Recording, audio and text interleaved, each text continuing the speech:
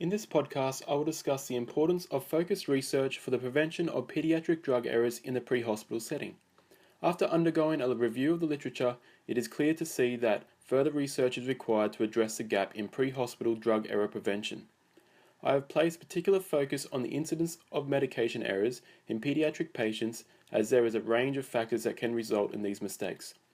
Throughout this recording, I will outline the advantages and disadvantages of potential safety methods that may be implemented after performing such research and the impact this may have on future paramedic practice.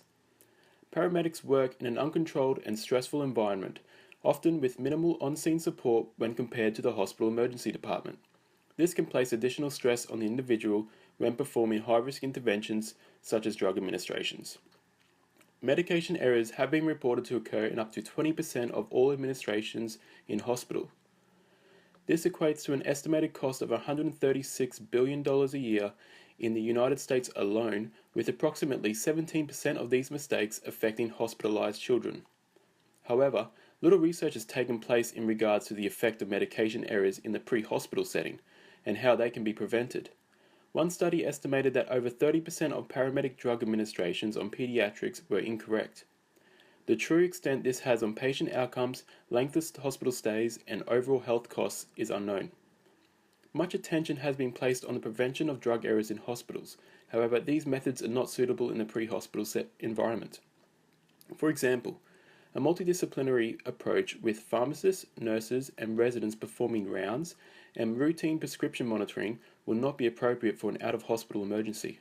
Additionally, hospitals have e-prescribing systems linked with electronic health records and barcode administration, smart pumps for intravenous infusions, and processes in place to prevent nurse interruptions and confusion between look-alike or sound-alike medications. Pre-hospital medication safety is much more basic, consisting of the 5 rights of drug administration, double or triple checking medications, online access to drug therapy protocols, and regular skills training. It is important to mention some possible causative factors contributing to pre-hospital medication-related errors in our pediatric population. Weight estimation of the child is often under or overestimated, partly due to inaccurate tools or formulas and worsened by the growing rate of childhood obesity.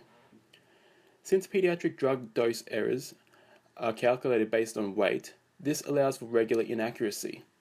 Additionally, paramedics have limited exposure to young patients, addressing the need for routine scenario and skills training. A study conducted in New South Wales has exposed a correlation between paramedic students and pharmacology-induced anxiety. Likewise, similar readings have noted mass anxiety amongst nurses and other health professionals, with both studies suggesting this behavior contributes to error in weight and drug dose calculations.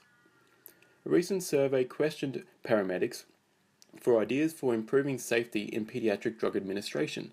Some of the following ideas were mentioned: pediatric drug cards with weights and doses in milliliters, a paramedicine-specific Broslo tape, a smartphone app for pediatrics, routine pediatric training or eliminating drug dose calculations.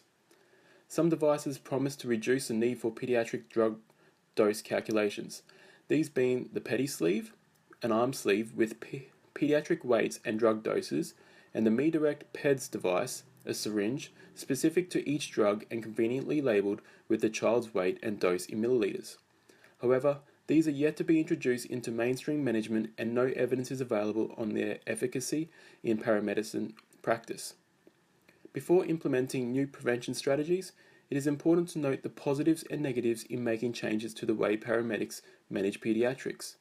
By successfully addressing this gap in pediatric healthcare, paramedics are able to provide a higher quality of healthcare, decrease the incidence of drug errors, decrease the morbidity and mortality of pediatric patients and the cost associated with drug-related errors, and gain a higher recognition as a health professional.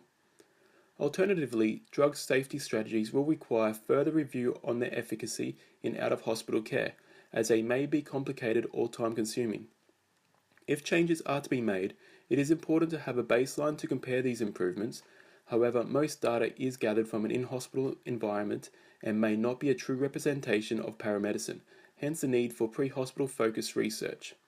Additionally, costs to implement new protocols or training will be needed to be considered. However, the long-term gain is likely to be greater.